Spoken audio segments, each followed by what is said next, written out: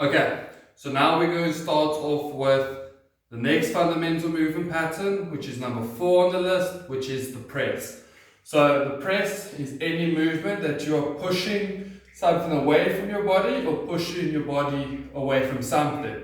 So when we press a weight away from us, that's a press movement, obviously. And then if we push ourselves away, such as in a push-up, we are pushing ourselves away from the floor. A push-up is also commonly known as a press-up. So it's any movement where you're extending your arms. Okay, so it could be overhead, it could be in front of you, it could be underneath you. Okay, so we're going to start off with a push-up, which is basically the most fundamental of the pressing movement.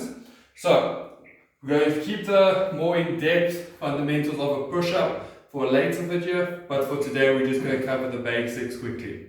Okay, so what I want you to do on all fours, hands slightly further apart than shoulder width, straight underneath your arms, okay, or your shoulders rather. So you don't want your hands in front of you, you don't want your hands behind your shoulder.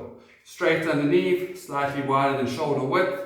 You go straighten each leg, and you're going to keep your body straight so that your neck, your shoulder blades, or your torso, and your spine are all in a straight line. Okay, so we don't want to see you dropping the hips or lifting the bum up. Okay, so everything's straight. We're going to start the movement by pushing the elbows back towards the back wall. So you go down in a straight line, everything's straight together, and then you come up. Okay, what we don't want to see is what people often do is they have their hands too wide and then they bring their elbows to the side to go down like that.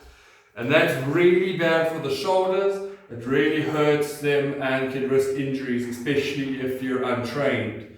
Okay, now we're going to do a side view of it where it's to show that everything's in a line. Hands further than shoulder width apart. Everything in a straight line, keeping the body tight. Elbows move back. Everything moves down together. And then you come up.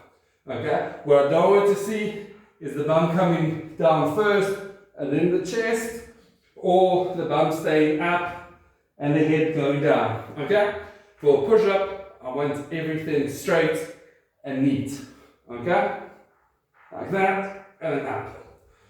Okay, so a nice rule of thumb is you want to make sure that your stomach, chest, and nose all touch the floor at the same time.